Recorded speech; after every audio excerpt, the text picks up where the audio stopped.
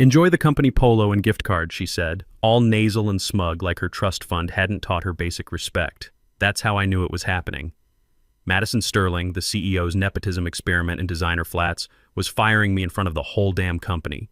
I'm James Reynolds, 45 years old, and I've been building enterprise systems since this kid was learning to drive. 20 years of keeping the lights on, fixing what others broke, and making sure the company actually worked behind all the buzzword presentations. And here I was, getting canned by someone who thought legacy systems was a dirty word. No warning, no performance review, no private conversation. Just bright corporate theater during our quarterly all-hands meeting, right between announcements about the new office kombucha flavors and Q3 burn rate projections. I stood there, hands folded, watching her pretend to read from a script she definitely didn't write herself. James has been a valued member of the Innovex family, she cooed, like she wasn't about to gut me with a smile.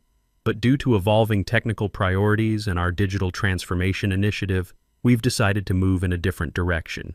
She reached into one of those stupid swag boxes we give to interns and pulled out a company polo shirt. My name was scrawled on the tag in Sharpie like I was a lost and found item. Tucked inside was a $75 gift card to some trendy tech cafe that probably served $8 coffee in mason jars. Oh, she added like she'd forgotten the best part. And unfortunately, your transition package reflects our current optimization framework, so it won't include the standard senior engineer severance. Optimization framework. Lady, I wrote half the systems that made optimization possible around here, but I could feel 48 heads swivel in slow motion. Sales guys awkwardly checking their phones, the marketing team pretending to take notes. The only one who didn't flinch was our CFO, whose expression read loud and clear, "Don't drag me into this mess." So I smiled, that same calm professional smile I'd perfected over 2 decades of dealing with corporate nonsense. I took the polo shirt like it was radioactive, held it up, felt its cheap polyester judgment. "Thanks for the memories," I said. My voice was steady, even friendly. Not because I wasn't furious, but because fury is for amateurs, and I'm a professional. I walked out without slamming a door. That's important. They wanted a meltdown, wanted some old-timer loses-it story to share in Slack channels. I gave them nothing, just the quiet click of my dress shoes on polished concrete and the faint smell of that vanilla air freshener they pumped through the HVAC to cover up the rot. Here's what nobody noticed. HR didn't have me sign anything. No exit documentation, no NDA reminder, no acknowledgement that my termination was fair and legal. Just a cheerful auto-generated email saying my access would be deactivated by 5 p.m. and good luck in future endeavors. That's because someone in that room knew this wasn't clean. Madison had been gunning for me since she oozed into her role as Chief Innovation Officer, which basically meant professional disruptor with access to engineering budgets. She didn't like that I had influence with the actual technical team. She hated that I had institutional memory, and she despised that people came to me when her latest transformation initiatives broke something critical. When I'd flagged some irregularities in the Q3 consulting expenses, like $28,500 labeled Digital Transformation Advisory that mysteriously mapped to payments going to her boyfriend's newly formed LLC, HR told me to focus on forward-thinking solutions instead of legacy audit practices. And now here we were. I walked straight past the glass offices where executives pretended not to look, past the break room where someone was cutting cake for another successful sprint, past the security desk where the guard offered me a sympathetic nod like I'd been diagnosed with something terminal. Outside, the Bay Area sky was its usual indifferent blue. I sat in my car and stared at that polo shirt for a full minute. Then I popped the trunk, tossed it in next to my emergency jumper cables, and pulled out my personal laptop. The one I never connected to company Wi-Fi, the one with a very specific file stored in a very specific encrypted folder. The file was titled Clause 12.7b trigger.pdf because Madison might have fired me, but I was the one who'd built the technical foundation she was standing on, and she had no idea what she'd just done. 3 weeks before the polo shirt hit the fan, I'd been sitting in a booth at Murphy's Tavern, the kind of place that served honest beer without artisanal pretensions. Laptop open, pint of Guinness balanced carefully next to my keyboard. Across from me sat Patricia Hoffman, my attorney. Real attorney, not some corporate yes person they wheel out when someone needs to feel heard. Patricia, 54, practical as a socket wrench and twice as reliable. She leaned over my screen and whistled low through her teeth. You sure you want to do this, James? I sipped my beer and nodded. They've been treating me like a contractor while expecting owner-level commitment. Time I got some insurance. The insurance in question was a licensing clause buried so deep in our vendor consolidation contract, it practically wore camouflage. See, while everyone was focused on Madison's flashy digital transformation presentations and new Slack integration workflows, I'd spent 8 months rebuilding our legacy system interfaces, creating the bridges that kept 20 years of enterprise data flowing smoothly. Problem was, those bridges weren't just company assets. I'd been smart about it. Built the integration platform through my personal consulting LLC, which had been on our approved vendor list for years, listed under Systems Architecture and Platform Integration Services. Nobody questioned when the monthly invoice structure shifted slightly. Nobody blinked when I submitted statements of work that clearly delineated licensing rights to my LLC, not the company. And nobody, especially not Madison, bothered reading the legal language about license revocation upon improper dismissal of designated key technical personnel. It sailed through legal review like a paper airplane through an open window. Rubber-stamped, filed, forgotten. The clause was elegant in its simplicity. If the company terminated me without following proper technical review procedures and documented performance cause, the perpetual license would self-revoke immediately. No lawsuit, no messy arbitration, just lights out on critical systems. Was it petty? Maybe. Was it legal? Absolutely. Was it visible to anyone not specifically looking for it? Not a chance. Madison never suspected a thing. She was too busy optimizing synergy with wellness initiatives and emoji reactions to quarterly reports. The day I finalized that contract, she was posting Instagram stories about her morning meditation routine. Meanwhile, I was buying digital insurance that could implode her entire fake innovation kingdom. I tested the clause structure with Patricia first, ran it through compliance simulation with our external legal team. Not a single red flag. Everything checked out clean. All signatures legitimate. Even the procurement team, bless their overworked souls, logged it into the vendor management system like it was just another routine service agreement. That's the thing about being quiet and competent. People assume you're harmless. They forget that the quiet ones built the infrastructure they're standing on. After that meeting, I printed exactly 1 copy of the final agreement, stored it in my home safe along with my mortgage papers and insurance policies. The digital version got AES 256 encryption and triple backup, 1 in secure cloud storage, 1 on an encrypted drive in my desk drawer, and 1 on a USB stick hidden inside an old coffee mug in my workshop. I didn't want to use it, understand that clearly. I liked my work, respected most of my colleagues, and believed in what we were building. I didn't love the politics or the way Madison treated vendor budgets like her personal experimental fund, but I loved the systems, the problems, the elegant solutions. But every time Madison smiled with those perfect veneers and called me Jamesy in meetings like I was her favorite uncle, something twitched behind my professional facade. And when I caught her routing payments to that consulting LLC, the one registered to someone named Jason Parker who happened to be her boyfriend and happened to have 0 technical credentials, I knew the countdown had started. Thing about clauses like 12.7b, they're quiet bombs. Nobody hears the ticking until it's too late. And the beautiful part? That clause wasn't buried under legal jargon or hidden behind NDAs. It was right there in plain English, 1 paragraph, titled Reversion of Use License Upon Improper Termination. Might as well have been labeled, Push this button if you're dumb enough to fire me without reading. So when HR handed me that $75 gift card and a discount polo shirt and told me they were streamlining technical resources, I didn't cry or scream or threaten lawsuits. I just smiled and thought, activate clause. Madison had floated into Innovex like she'd been airdropped from a lifestyle influencer's vision board. Designer laptop bag, daily affirmations, and the supreme confidence of someone who'd never had a real performance review in her life. No resume worth mentioning, no track record, just a press release announcing her as Chief Innovation Officer.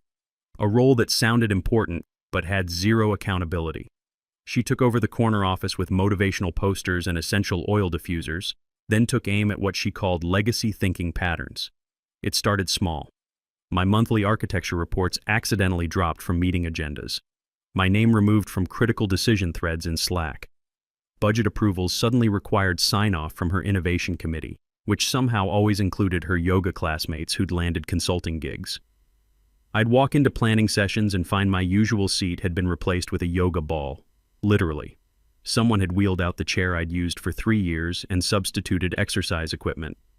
Madison didn't attack directly. That would have required spine. Her weapons were passive aggression and buzzword artillery, wielded like a toddler with glitter glue. If I raised technical concerns in meetings, she'd say, "Let's reframe that energy towards solutions." Or worse, I think James's perspective reflects some scarcity mindset patterns. Scarcity mindset. I was trying to prevent system crashes while she was billing $900 for team alignment workshops that were basically drum circles in the conference room. The vendetta was obvious. My competence made her insecurity visible. Every time I calmly explained why her latest initiative would break something critical, like the time she wanted to migrate our entire customer database to a blockchain platform, because immutable records sound super secure, she'd get this tight smile and nod like I was adorable but outdated. So I started documenting everything. Every deleted message, every suspicious vendor payment, every budget anomaly. I created folders, color-coded, time-stamped, backed up to multiple secure locations. I even screen-recorded one video call where she suggested we could improve system performance by manifesting more bandwidth through positive team energy. But I didn't escalate. Not yet. HR invited me to a communication-style alignment session. Just a quick sit-down to bridge generational perspectives, they said. I smiled. A big one. The kind that makes HR people nervous. My communication style is fine, I said. I'm just not compatible with incompetence. Madison didn't want alignment. She wanted elimination. I could see it happening in real time the way she slowly rewrote my contributions in company communications. In the monthly newsletter, she'd talk about modernizing our system architecture like she'd personally redesigned the server infrastructure. She even started taking credit for the integration platform that my claws would soon snatch away like a mousetrap on manicured fingers. One afternoon, she walked past my desk with her phone pressed to her ear, speaking just loud enough for me to hear. "Yeah, James knows the old systems inside and out, but we need architects who understand where technology is heading." I stared at my monitors, smiling so hard my jaw ached. Because the technology train she was driving was headed for a cliff, and I owned the tracks. It was 11:47 p.m. on a Tuesday when I found it. I'd been digging through Q4 budget allocations because something smelled wrong, like milk left in a hot car. We were supposedly over budget on consulting fees, yet several critical infrastructure projects had been mysteriously underfunded. I pulled the raw transaction logs, cross-referenced them against approved purchase orders, then traced the approval chains. And there it was, a series of payments labeled Digital Transformation Consulting Services, totaling $28,500. Recipient: Parker Innovation Solutions, LLC. I blinked, thinking maybe this was some new vendor we'd onboarded through proper channels. I checked our vendor database, nothing. Searched our procurement system, nothing. Just line items with fake vendor codes and timestamps dating back 3 months. I traced the approval workflow. Madison had manually overridden standard procurement procedures, marked the payments as strategic initiative consulting, and routed them through a budget category that didn't require technical team review. Jason Parker, Madison's boyfriend, the same guy who'd been posting LinkedIn articles about disrupting enterprise architecture despite having zero technical background beyond a bootcamp certificate in web design. I printed the transaction report, didn't email it, didn't save it to company systems, just printed it and held it under my kitchen light like evidence of corporate DNA. I didn't act immediately, didn't fire off angry emails or schedule confrontational meetings. Instead, I slipped it into a folder labeled Insurance Policy and set it on my bookshelf next to my technical manuals. Let it marinate, because I knew the sword was coming for me. This just confirmed the blade was sharpened. The next morning, I got called into an informal discussion with HR. The conference room smelled like lavender anxiety and corporate cowardice. Madison was already seated, sipping some kind of oat milk concoction like she'd earned it through actual work. Jennifer Collins from HR looked like she'd aged 5 years overnight, clutching a printed statement that screamed, "Legal department didn't review this." "James," Jennifer started, reading. Like she was announcing lottery numbers, "We've noticed some resistance to evolving technical methodologies and a pattern of questioning innovative approaches that's beginning to impact team dynamics." Madison nodded solemnly, like we were holding a funeral for my career. I know this is hard, she added, crocodile tears threatening to spill. But sometimes a fresh technical perspective is exactly what an organization needs. I stared at her for exactly 5 seconds, long enough to watch her shift uncomfortably in her ergonomic chair. Then I stood up. Do I need to sign anything? I asked Jennifer. She panicked. Oh, we'll follow up with digital exit procedures. No immediate signatures required. Perfect.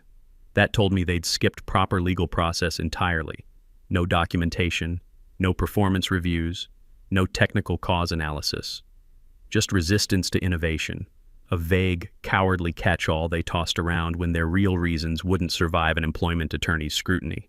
I walked out slower this time, not from sadness, just control, like a chess master leaving after checkmate. Back in my car, I opened my laptop and connected through my phone's hotspot. Dragged 2 files into a secure folder. First, the budget fraud documentation. Second, Clause 12.7b trigger.pdf. I attached the fraud report to an email bound for Patricia with the subject line, Madison's Retirement Fund. The clause document got uploaded to my LLC's private repository with version control and notarized timestamps already authenticated and legally bulletproof. No dramatic speeches needed, no emotional monologues, just cold documentation and a timer quietly counting down. Cutting ties with a company isn't like ending a relationship. With relationships, you delete photos and change your status. With companies, it's surgical. You remove your fingerprints and let their own incompetence come into focus. I didn't update LinkedIn with some fake optimistic, exciting new chapter ahead. Post with coffee shop selfies. No rage posting, no cryptic subtweets about toxic workplaces, just silence. And nothing unnerves a dysfunctional organization more than professional silence. Behind the scenes, Davidson Capital started due diligence for Innovex's Series C funding round. $50 million on the table, contingent on technical stability assessments and operational scalability reviews. Suddenly, every system I'd built, every process I'd documented, every integration I'd architected was under investor microscopes. Except now, there was no me to explain why Vendor Integration Module 7A had a 48-hour lag time unless you knew to restart the scheduler service with coffee break timing. No one to decode the elegant workarounds I'd built to prevent the kind of cascade failures that had plagued our competitors. I watched from my home office. Coffee hot, conscience clear. First, the finance team sent revised revenue projections to Davidson Capital, off by $2.1 million. They blamed API synchronization delays. But the real issue was simpler. They'd never learned my 2-stage reconciliation process because I'd stored the documentation in my LLC's repository, not company systems. Then came the technical unraveling. 4 critical microservices started throwing errors simultaneously. The DevOps contractor Madison had hired after one visioning workshop couldn't troubleshoot the failures because my integration architecture used naming conventions and dependency maps that weren't documented in company wikis. Madison launched a communication offensive. In her weekly video update, she called it a growth optimization phase and claimed the team was reclaiming technical sovereignty. Corporate speak for we have no idea what we're doing, but we're going to brand it like a spa retreat. Meanwhile, performance metrics slipped like ice on concrete. Vendor SLAs missed by hours. Customer onboarding timelines doubled. Support tickets piled up like autumn leaves. The company's net promoter score dropped 23 points in 2 weeks. Madison blamed change resistance and legacy mindset patterns. She actually said this during a company-wide Slack session while wearing a hoodie that read, "Embrace the disruption," which made me chuckle into my evening whiskey. HR tried damage control, calling it a transitional architecture phase, but transitional architecture wasn't the problem. I was the architecture, and they'd fired me without bothering to read the blueprint. Every missed deadline cracked their credibility. Every investor question about system reliability hit like a sledgehammer. And every time Madison opened her mouth to explain the temporary optimization challenges, she pushed a little more dynamite into her father's company foundation. Davidson Capital's technical analysts weren't idiots. They asked pointed questions. When answers came back vague, inconsistent, or routed through 3 different departments with no clear ownership, they started highlighting discrepancies in their due diligence reports. I imagine those investor meetings smelled like desperation and sugar-free energy drinks. It was Thursday, exactly 1 week before Innovex's make-or-break presentation to Davidson Capital, when my phone buzzed with an unknown Bay Area number. Normally I let those hit voicemail, but something about the timing felt significant. "Hi, is this James Reynolds?" The voice was tight, lawyerly, nervous. "This is Anthony Brewster, external counsel for Innovex. I was hoping to informally discuss whether you might be available for some time-sensitive technical consultation." His voice had that strained professional quality of someone trying to sound casual while sweating through expensive suits. I let silence stretch until he started breathing audibly. Then, "I appreciate the call, Anthony, but I'm not available for informal anything." He stumbled. "I understand completely. It's just that certain systems you previously managed have developed gaps in documentation. Gaps. Diplomatic language for we're completely screwed." I didn't ask which gaps, I knew. The automated failover protocols I'd built weren't documented in company systems. The vendor API authentication sequences I'd designed to prevent the Tuesday crashes that plagued our biggest client, also undocumented, because they'd terminated me without requesting proper knowledge transfer. Anthony thanked me anyway and hung up, probably to report back that the guy they'd fired for resistance to innovation wasn't interested in saving them from their own stupidity. That evening, I poured 3 fingers of good whiskey, not the cheap stuff, the bottle I'd been saving for a significant life transition, and pulled the manila folder from my file cabinet. Inside, 1 sheet of heavyweight paper, my LLC letterhead, properly dated and notarized. Title: Formal Notification of License Revocation per Clause 12.7b. The body text was simple, professional, devastating. Due to my termination without cause, technical review, or documented performance justification. This letter serves as official notice that all licensing rights to the following systems and platforms have been revoked in accordance with Clause 12.7b of the agreement between Innovex Solutions and Reynolds Technical Systems, LLC. Access authorization terminated as of this letter's timestamp. I slipped it into a certified mail envelope addressed to every board member, CEO included. No email copies, no digital delivery receipts. Paper, physical, legally unambiguous. Then I scheduled courier delivery to hit Innovex's main office first thing Friday morning. Not a bomb, a mirror, a painfully accurate one. The Davidson Capital conference room was all glass and ambition, 31 floors above the bay with panoramic views that probably cost more per month than most people's salaries. It was Innovex's moment of truth, the Series C presentation that would either launch them into the major leagues or expose them as a house of cards. Madison had dressed for coronation. Navy blazer, designer heels, and a water bottle with hourly motivational timestamps like crushing it and visionary mode activated. Her presentation deck probably had more animations than a Pixar movie. "Thank you for this opportunity," she began, clicking her remote like she was hosting a TED Talk. "At Innovex, we don't just build systems, we architect digital transformation." That line made Walter Davidson, the lead investor, raise an eyebrow. For venture capitalists, that's basically a full-body cringe. The presentation rolled on, growth projections, market penetration charts, buzzword density approaching maximum legal limits, scalable innovation infrastructure, AI-driven customer success paradigms, blockchain-enabled trust frameworks. No mention of system stability, no discussion of technical debt, no acknowledgement of the operational chaos bubbling underneath her glossy slides. Madison clicked to her favorite section, the next evolution. We've positioned ourselves to triple ARR within 18 months through proprietary platform advantages and strategic vendor optimizations. That's when Walter slowly opened his due diligence folder and pulled out my letter. He read silently for 30 seconds that felt like 30 minutes. The room went library quiet. "This document states that your core infrastructure licensing was revoked last Friday," Walter said, calm as a heart surgeon. "According to Clause 12.7b, termination of James Reynolds without technical review invalidated your right to operate the systems your platform depends on." Madison's face cycled through confusion, panic, and desperate calculation. "This is just a technicality." "No," Walter cut her off. "This is ownership. What you've shown us today is vaporware built on revoked licenses." Richard Sterling, pale and sweating, finally found his voice. "We can fix this. We'll negotiate." "With what leverage?" Walter closed the folder with deliberate precision. You fired the man who built your foundation and didn't bother reading the contract. He stood, straightened his jacket. Davidson Capital doesn't invest in companies that don't own their own products. The room erupted after he left, voices overlapping, someone throwing a pen, Anthony frantically flipping through contract binders searching for loopholes that didn't exist. And Madison? She spun toward the board like a broken compass. We can sue. We'll claim he sabotaged us.